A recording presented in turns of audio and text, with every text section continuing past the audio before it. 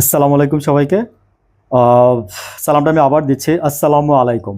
তো ঘটনাটা হচ্ছে যে আসিফ নজরুলের বাসায় একটা ড্রোন পাওয়া গেছে, ঠিক আছে।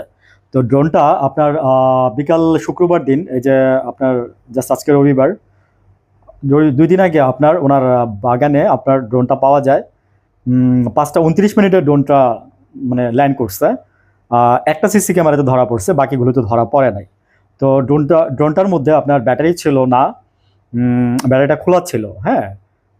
এনিওয়েজ, তো ড্রোনটা আজকে পাওয়া গেছে, তো ওইটাকে ফরেন্সিক পরীক্ষার জন্য পাঠানো হয়েছে। তো পাঠানোর পরে আসলে বোঝা যাবে যে আসলে এটাকে কেউ উড়াইতে গিয়ে পড়ে গেছিল নাকি না, এটা আসলে কেউ একটা গোয়েন্দা নজরদারি ছিল কিংবা কোনো কিছু আর কি। তো আসলে ফরেন্সিক রিপোর্টটা আসলে জানা যাবে যে আসলে আসিফ নজরুলের বাসার আমবাগানে এই ড্রোনটা যে পড়েছিল আসলে এটা কিসের ড্রোন ছিল, কি কি ছিল, ইত্যাদি ইত্যাদি আর কি।